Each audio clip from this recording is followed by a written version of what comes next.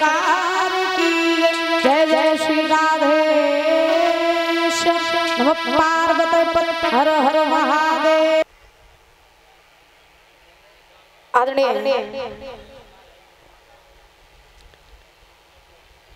उपस्थित समस्त श्रोतागण बंधु और भाइयों, सीता अनुसुईया जैसी इस धरा पर पलने वाली हमारी मातृ शक्ति माताएं और बहनें,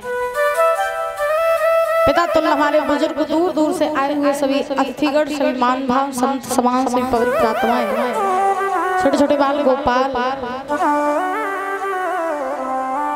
आश्रम विराजमान मुख्य अतिथि परीक्षित जी महाराज एवं यज्ञपति जी महाराज, आज ठाकुर जी की कृपा से आपके इस पावन धाम में श्रीमद् भागवत महापुराण कथा को चलते हुए आज छठवां दिवस आप पहुंचा है। अब कथा का एक दिन ही शेष रह गया है और धीरे धीरे कथा जो है ये ब्रह्म की तरफ जा रही है। 6 दिन 6 सेकंड के बराबर निकल गए। तो बड़े भाव से आप सभी भक्त जो हैं भगवान की पावन पावन रसमयी कथाओं का आस्वादन कर रहे हैं। कल आप लोगों ने बड़ी मार्मिक कथा को सुना कि किस प्रकार से महाराज भगवान का अवतार हुआ, भगवान इस धरा पर अवतार धारण करके आए और नंद के यहाँ नंदोत्सव मनाया गया। बड़े हर्षोल्लास के साथ भगवान ने लीलाएं की हैं। 4 दिन के जब प्रभु थे तो 4 दिन की अवस्था में भगवान ने पूतना राक्षसी को मारा था। परीक्षित जी को सुखदेव भगवान कथा सुना रहे हैं तो परीक्षित जी के मन में एक शंका हुई। परीक्षित जी महाराज ने सुखदेव जी महाराज से कहा, प्रभु एक बात मेरे समझ में नहीं आई और शायद है कुछ लोगों के मन में शंकाएं रहती भी हैं। परीक्षित जी ने प्रश्न किया कि महाराज एक बात नहीं समझ में आई। बोले कौन सी? तो महाराज परीक्षित जी ने सुखदेव जी महाराज से पूछा कि चलो मान लो 1 सेकंड के लिए कि भगवान कन्हैया का अवतार हुआ था कहाँ? मथुरा की जेल में। भैया इसकी आवाज और बढ़ाओ, बहुत आवाज डाउन है ग्राउंड में, आगे छोड़ा दो सामने वाले से। भगवान कन्हैया का अवतार कहाँ हुआ था? मथुरा की जेल में। बड़े ध्यान से सुनना। देवकी और वसुदेव के यहाँ भगवान अवतार लेकर के आए। कृष्ण नारायण थे, ठीक। भगवान अगर चाहते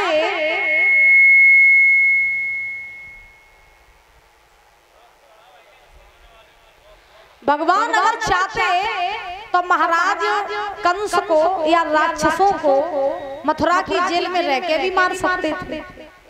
सोचने वाली बात है कि भगवान अगर चाहते तो भगवान आए तो राक्षसों को ही मारने थे, कंस को ही मारने थे। फिर महाराज भगवान ऐसी क्या बात बन गई जो भगवान कन्हैया मैया बाबा को यानी देवकी वसुदेव को छोड़ करके गोकुल में आकर के रहे नंद यशोदा के यहाँ।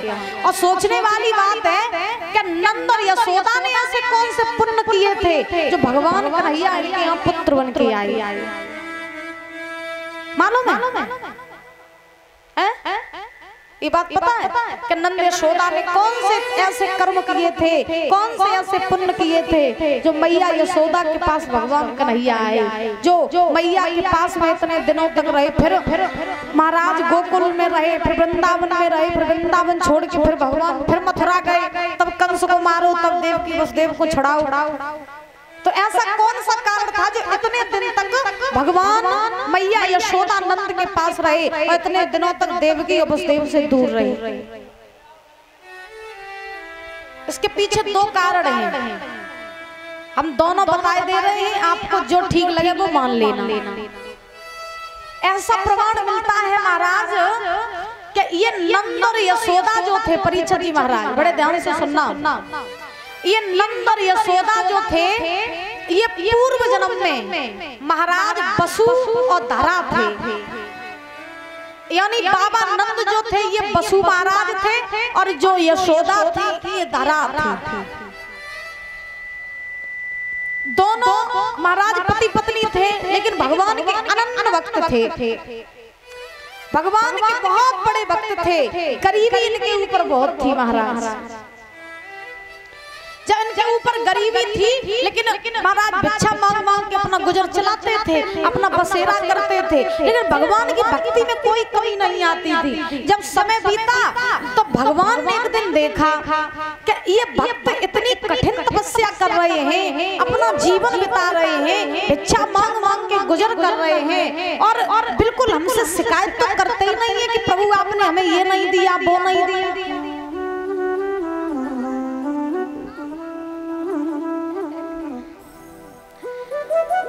भगवान ने सोचा कि वसुधरा हमारी बहुत भक्ति करते हैं, तो क्यों ना इनकी परीक्षा लेनी चाहिए।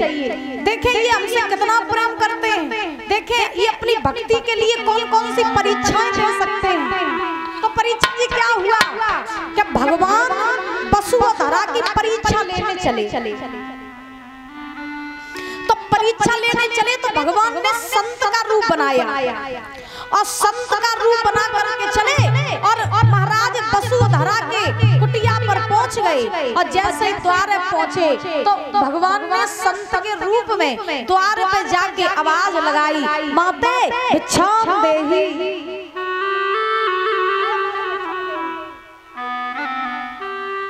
माते भिक्षाम देहि जो ये कहा, तो उस समय वसु महाराज घर पे थे नहीं, अकेली थी धरा। तो धरा भीतर से बाहर निकल के आई, महात्मा को देखा, प्रणाम किया, अरे हमारे भाग्य खुल गए, साक्षात प्रभु हमारे द्वार पर पधारे, संत पधारे, बड़ी प्रसन्न। अब भगवान ने कहा, बेटी हाँ मुझे भूख लगी है, थोड़ी भोजन की व्यवस्था हो जाए तो भोजन करा दे। जो सच्चा संत होगा वो भोजन ही मांगेगा, ना पैसा मांगेगा, ना दौलत मांगेगा। याद रखो। अब भगवान ने कहा, देवी मुझे भूख लगी है, कुछ खाने को हो तो दे दो। तो धरा ने कहा, आइए ना प्रभु पधारिए, भीतर कुटिया में आइए। आसन लगा दिया, भगवान को बैठा लिया।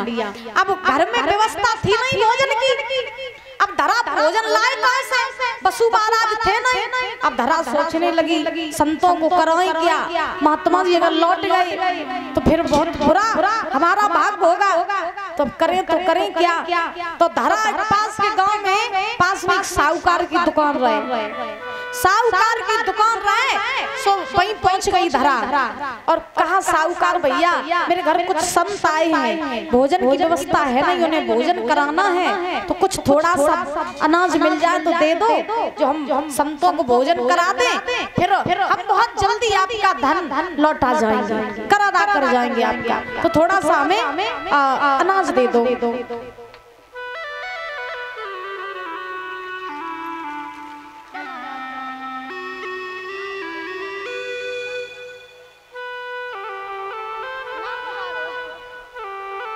नेहाल प्रजापति इनकी धर्मपत्नी माला पहना के सम्मानित कर रही है, 100 रुपए देकर सम्मानित कर रही है। पहले जमाने की रीतें, अपने दूल्हा को नाम नहीं लो जा।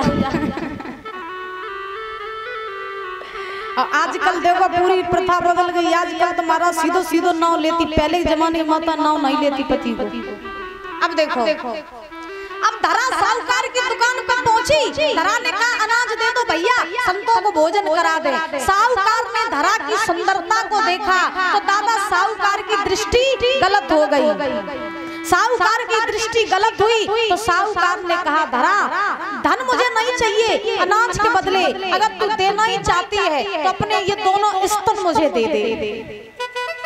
जब ये बात कही तो देखो धरा कितनी बड़ी भक्ति थी भगवान की, उसने बिना सोचे समझे अपने दोनों स्तन काट के साहूकार को दे दिए और महाराज अनाज लेकर के घर आई, भोजन बनाया और महात्मा जी को भोजन कराया। लहू लुहान पूरा शरीर धरा का। भगवान ने पूछा, बेटी हाँ ये तेरा शरीर लहू लुहान क्यों है? धरा ने कहा, पहले आप भोजन कीजिए, उसके बाद आपको हम बताएंगे सारी बात। भगवान ने भोजन किया, भोजन करके फ्री हुए, पूछा धरा अब मुझे बताओ कि तुम रक्त से लहूलुहान क्यों हो? तो धरार ने कहा महाराज मेरे घर पे भोजन की व्यवस्था थी नहीं, आपको भोजन क्या कराते? तो साहूकार से हम अनाज लेने गए तो उसकी दृष्टि गलत हो गई, तो हम अपने स्तन काट के उसे दे आए, बदले में अनाज ले आए, तब मैंने आपको भोजन कराया। जो ये बात कही भगवान अपने साक्षात वेश में आ गए। कहा धरा आज तूने बता दिया कि भक्ति क्या होती है, भक्त क्या होता है। तूने थोड़े से अनाज के लिए मुझे भोजन कराने के लिए अपने दोनों स्तन दान दे दिए, तो जा आज मैं भी तुझे ये वरदान देता हूँ कि जो स्तन तूने काट करके साहूकार को दिए, द्वापर युग में जब मैं कृष्ण बन के आऊंगा तभी तेरे पास में पुत्र बन के आऊंगा और तेरे इन्हीं स्तनों का स्तनपान करूंगा। बोली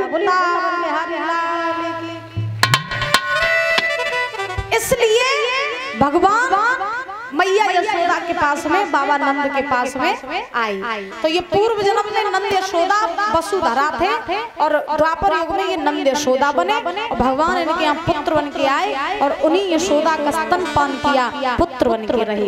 दूसरा प्रमाण ये कि जब ये कथा आगे की है वो भी आप सुनेंगे। भगवान कन्हैया वृंदावन छोड़ के मथुरा गए, कंस को मारा। कंस को जब मारा तो कंस को मार के देवकी वसुदेव को आजाद कराया, अपने नाना उग्रसेन को आजाद कराया। तब देवकी ने कन्हैया से कहा था, कन्हैया हाँ माँ, अरे तुम तो नारायण हो, तुम चाहते तो मेरे पास रह करके कंस को मार सकते थे, फिर तुम मुझसे 14 वर्षों तक दूर क्यों रहे? ऐसा कहा जाता है कि भगवान कन्हैया ये मैया यशोदा के पास 14 वर्षों तक रहे थे, 14 वर्षों तक। और 14 वर्षों के बाद में ये मथुरा आए थे, तब इन्होंने कंस को मारा था।